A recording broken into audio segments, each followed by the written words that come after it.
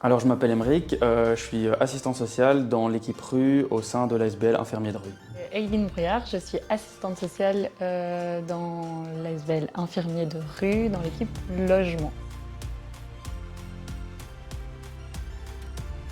Donc, on accompagne des gens qui sont considérés par nous-mêmes et souvent par le réseau comme parmi les personnes les plus vulnérables qui se trouvent en La rue. vulnérabilité, on l'objective sur base de critères comme des problématiques de santé mentale, des problématiques de consommation, l'âge de la personne. Une personne plus âgée va être plus vulnérable en rue, le genre, une femme va être plus vulnérable aussi en rue, le nombre d'années qu'elle passe en rue. On sait que la vie en rue comporte plein de risques, il y a des vols, il y a des agressions, on est tout le temps dans le tumulte.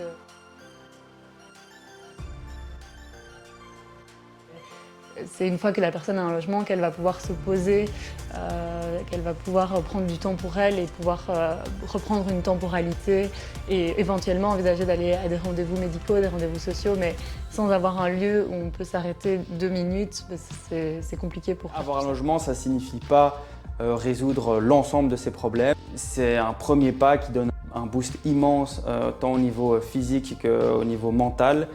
Et ça permet de résoudre des problématiques et des difficultés qu'on n'aurait jamais imaginé pouvoir surmonter. Et il n'y a rien à faire, mais si la personne se sent bien dans son logement, si elle est bien où elle est, ben c'est un facteur de réussite hyper important pour la réinsertion.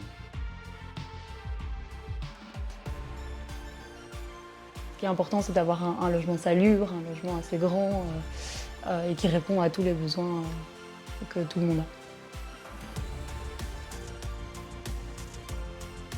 On doit s'assurer qu'elle a un revenu, donc un revenu relativement stable. On doit effectivement constituer une garantie locative, souvent avec l'aide du CPAS. On doit également essayer de créer un bon lien avec elle parce que ça va être nécessaire ensuite pour l'accompagnement Housing First. Ça, c'est vraiment, je pense, les 3 conditions absolues pour entrer en logement.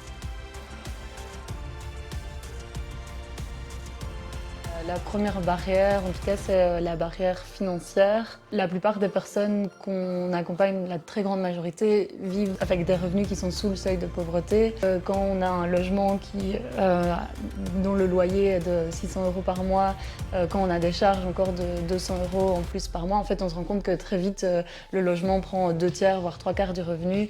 Et donc, les personnes ne savent plus rien faire d'autre. Je pense à une patiente qu'on accompagne et qui nous a clairement dit, une fois qu'elle est rentrée en logement, mais en fait j'étais mieux en rue parce que là j'ai même plus la possibilité de payer les croquettes de mon chien et je dois faire des choix. Une personne sans abri du coup qui a peu de revenus, accéder à un logement classique c'est très compliqué et donc il faudrait qu'elle ait accès à d'autres alternatives comme les logements sociaux, les difficultés administratives autour des logements sociaux. J'accompagne des personnes qui ont été ou qui ont eu des parcours de rue de 5, 10, 15, 20 ans et qui du coup devraient avoir accès à un logement social depuis des années, mais on se rend compte qu'elles ont été inscrites 3, 4, 5 fois et qu'elles ont été à chaque fois radiées des listes parce qu'elles n'ont pas répondu aux courriers, parce que les courriers se sont perdus et donc il faut tout recommencer. L'autre barrière, je dirais, c'est celle de la discrimination avant de pouvoir obtenir un logement. Je pense que les personnes qu'on accompagne ont souvent des grosses problématiques de santé mentale ou de santé physique ou des problématiques d'hygiène qui vont faire qu'elles vont, entre guillemets, présenter moins bien et pas répondre aux normes que les bailleurs attendent pour prendre un locataire. Et donc c'est vrai qu'on se rend compte que sans un accompagnement, c'est très compliqué pour elle d'obtenir un logement seule. Les nouveaux, c'est parce qu'on suit, on accompagne, on est derrière et la personne ne doit pas aller seule au CPAS. Et je pense que si elle allait seule au CPAS et pour obtenir une garantie locative, ça serait compliqué, mais le fait qu'on l'accompagne, qu'on soit avec elle, fait que ça augmente ses chances de réussite. Mais voilà.